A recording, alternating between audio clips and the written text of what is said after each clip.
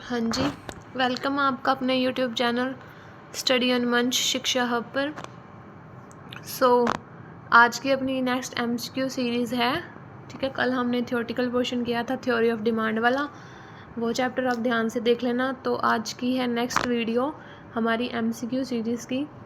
Start करते हैं। First MCQ है, the main objective of A socialistic economy is. ठीक है, समाजवादी अर्थव्यवस्था का मुख्य उद्देश्य है। इनमें से कौन सा है समाजवादी का मुख्य उद्देश्य? सबसे पहला ऑप्शन अपना अधिकतम उत्पादन करना, आर्थिक स्वतंत्रता, या फिर लाभ कमाना, या फिर अधिकतम लोक कल्याण।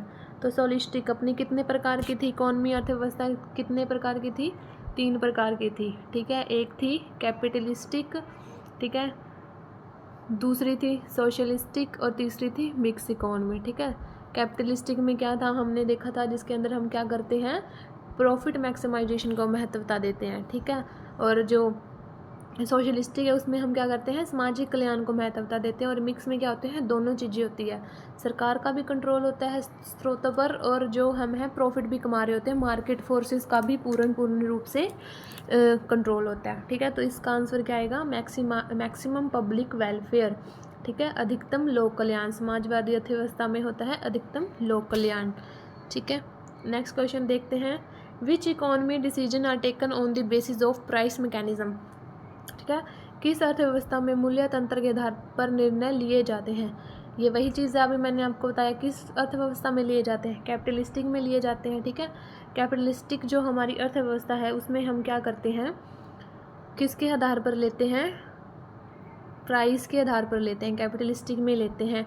ठीक है, और इसका दूसरा नाम क्या है, मार्केट इकोनॉमी भी है इसका दूसरा नाम। इसका एक और नाम है फ्री इकोनॉमी भी इसका नाम है। क्यों है ये, क्योंकि इसके अंदर जो हमारे दो फोर्सेस हैं, सप्लाई और डिमांड, सप्लाई एंड जो डिमांड, हमारे दो फोर्सेस हैं प्रोडक्शन के, वो क्या करते हैं, फ्रीली प्ले करते हैं। ठीक है, सप्लाई और डिमांड, जहाँ पर सप्लाई और डिमांड आकर सेट हो जाएगी वहाँ पर हमारा प्राइस सेट हो जाएगा।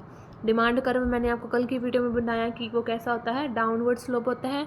और आगे हम सप्लाई का भी चैप्टर करेंगे, लेकिन मैं बता देती हूँ सप्लाई का अपवर्ड स्लोप होता है। ठीक है, इन दोनों ने जहाँ पर आगे कट किया, ये वाला प्राइस चीज़ का स्टैब्लिश हो जाएगा।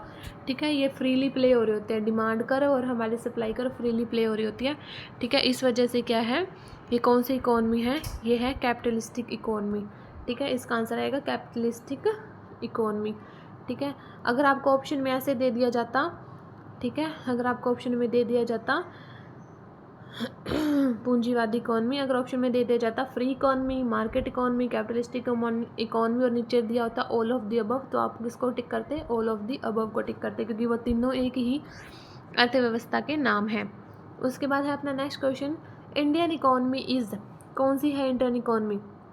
इंडियन इकोनॉमी सेंट्रली प्लान कौन सी होती है, जो गवर्नमेंट के, इसको सोशलिस्टिक भी बोल सकते हैं, ये गवर्नमेंट के थ्रू कंट्रोल होती है। इसका मेन काम क्या होता है, सामाजिक कल्याण करना। मार्केट इकोनॉमी मैंने आपको बताया फ्री इकोनॉमी होती है, और इसको कैपिटलिस्टिक इकोनॉमी भी बोल दिया जाता है। ठीक है, और तीसरी क्या है, मिक्स इकोनॉमी, मिली जुली मिश्रित अर्थव्यवस्था। मिश्रित अर्थव्यवस्था मतलब कि जिसके अंदर सरकार का भी कंट्रोल होता है स्रोतों पर, और जो हमारे मार्केट के फोर्सेस होते हैं वो भी होते हैं, जिसके अंदर सेंट्रल प्लान इकोनॉमी, ठीक है, केंद्रीय रूप से नियोजित अर्थव्यवस्था, और बाजारी अर्थव्यवस्था, दोनों की दोनों शामिल होती हैं, उसको क्या बोलते हैं हम, मिश्रित अर्थव्यवस्था बोलते हैं। ठीक है, तो इंडिया हमारे कौन सी है, इंडिया के अंदर हमारी मिश्रित अर्थव्यवस्था है। ये एक इम्पॉर्टेंट क्वेश्चन है, ये आ सकता है आपके एग्जाम में, इंडिया में है मिश्रित। ठीक है, मिश्रित अर्थव्यवस्था। नेक्स्ट क्वेश्चन है, according to whom economics is a science of human welfare. ठीक है, ह्यूमन वेलफेयर ये स्टेटमेंट किसने दी थी, ये हमें दी थी अल्फ्रेड मार्शल ने दी थी। ठीक है, ये हमें जो स्टेटमेंट दी थी अल्फ्रेड मार्शल ने दी थी अपने को ये स्टेटमेंट। ठीक है, और एडम स्मिथ कौन है, ये हमारे क्या है, फादर ऑफ इकोनॉमिक्स है। और इन्होंने क्या बोला था, इन्होंने बोला था economics is a science, is a study of science, economics is study of science, किसने बोला था, एडम स्मिथ ने बोला था। और यही क्या है, फादर ऑफ इकोनॉमिक्स है। और economics is the science of human welfare Marshall ने बोला था। ठीक है, अर्थशास्त्र को मानव कल्याण का विज्ञान किसने बोला था, एक ए मार्शल ने बोला था, अल्फ्रेड मार्शल ने बोला था। ठीक है, सो नेक्स्ट क्वेश्चन है, mention the name of the curve which show economic problem. Production curve, demand curve, indifference curve या प्रोडक्शन पॉसिबिलिटी कर्व।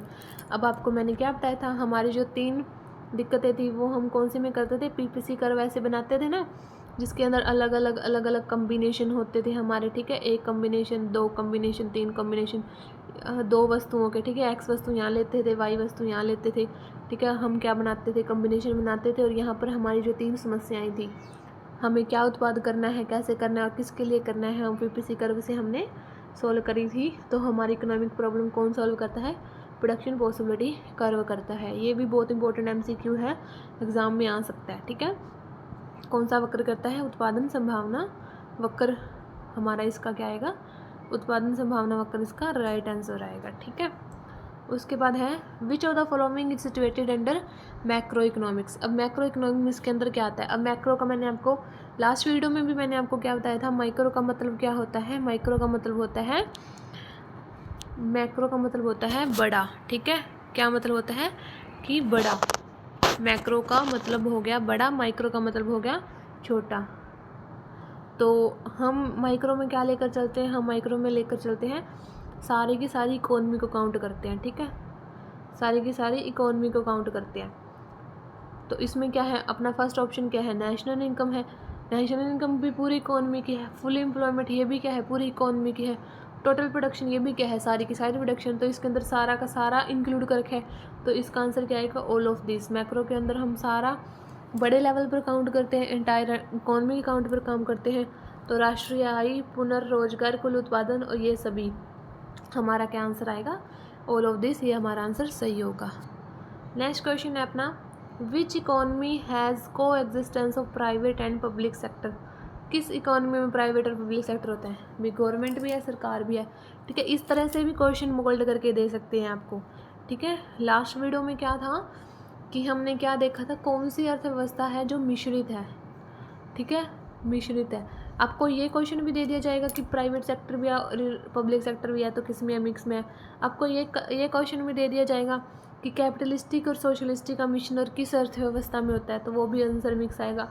आपको ये भी क्वेश्चन दे दिया जा सकता है कि कौन सी अर्थव्यवस्था में स्रोत सरकार द्वारा भी और मार्केट के फोर्सेस द्वारा भी कंट्रोल किए जाते हैं, तो उसका आंसर भी क्या आएगा, मिक्स आएगा, ठीक है।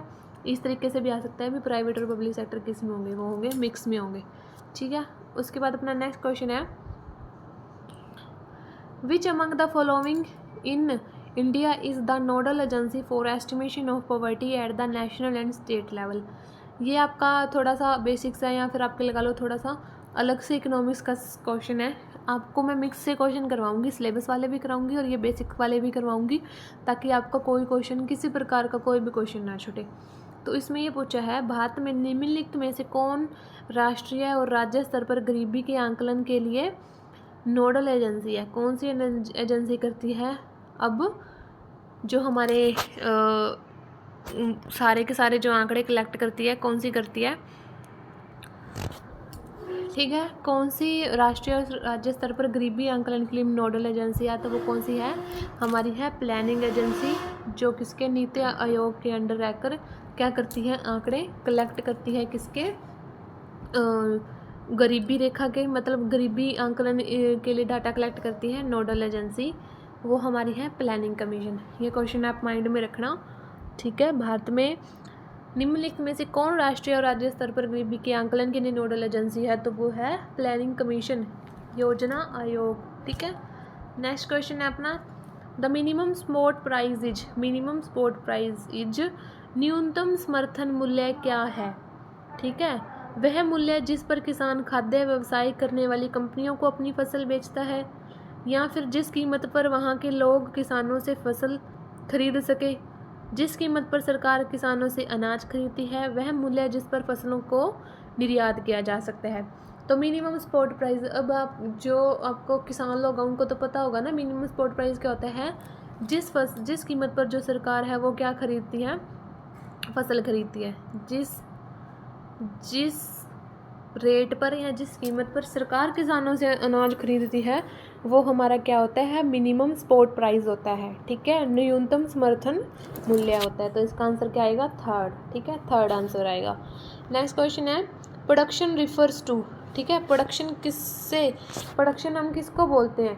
फर्स्ट ऑप्शन है destruction of utility, creation of utility, exchange value, use of A product, उपयोगिता का विनाश करना, उपयोगिता का निर्माण करना, विनिमय मूल्य, या फिर यूज़ ऑफ ए प्रोडक्ट। आप खुद देखो प्रोडक्शन से क्या होता है, आपका क्या होता है, उपयोगिता का निर्माण होता है ना। आप वो वस्तु है आपको जो मिल रही है उससे आपको क्या हो रहा है, आगे उस चीज़ की उपयोगिता बढ़ रही है। आपने प्रोडक्शन करके, एक पहले कच्चा माल होता है उसका प्रोडक्शन करके आपको नई चीज़ दे दी जाती है, तो उसका क्या होती है, उपयोगिता बढ़ती है, नई उपयोगिता क्रिएट हो रही होती है। तो यहाँ पर क्या आएगा, क्रिएशन ऑफ यूटिलिटी। सो इसका आंसर हमारा आएगा क्रिएशन ऑफ यूटिलिटी, ठीक है। उपयोगिता का निर्माण, ठीक है। प्रोडक्शन उपयोगिता का क्या करता है, निर्माण करता है, ठीक है। तो ये थे अपने आज के MCQs, ठीक है। ऐसे ही आपको MCQs और जो हमारी थ्योरेटिकल पोर्शन है वो आपको कंटिन्यू मिलता रहेगा। प्लीज़ चैनल को सब्सक्राइब कर लिए, ज़्यादा से ज़्यादा वीडियो को लाइक कर दो और चैनल को भी सब्सक्राइब कर दो और वीडियो को प्लीज़ शेयर कर दो, ठीक है। सो मिलते हैं अपनी नेक्स्ट वीडियो में। कल हम देखते हैं थ्योरेटिकल पोर्शन पे वीडियो। नेक्स्ट अपना जो थ्योरी ऑफ डिमांड वाला टॉपिक चल रहा है उसमें मैं आपको लॉ ऑफ डिमांड करवाऊंगी, जो सबसे इम्पोर्टेंट पार्ट है। उससे रिलेटेड MCQs बहुत अच्छे बनेंगे, ठीक है। और उससे रिलेटेड क्या है, आपके एग्ज़ाम में क्वेश्चन आने के बहुत ज़्यादा चांस है। सो प्लीज़ दोनों वीडियोस MCQ वाली भी थ्योरी वाली भी, दोनों ज़्यादा से ज़्यादा देखा कीजिए, ज़्यादा से ज़्यादा लाइक किया कीजिए और प्लीज़ शेयर कर दिया करो। मिलते हैं नेक्स्ट वीडियो में। Thank you so much.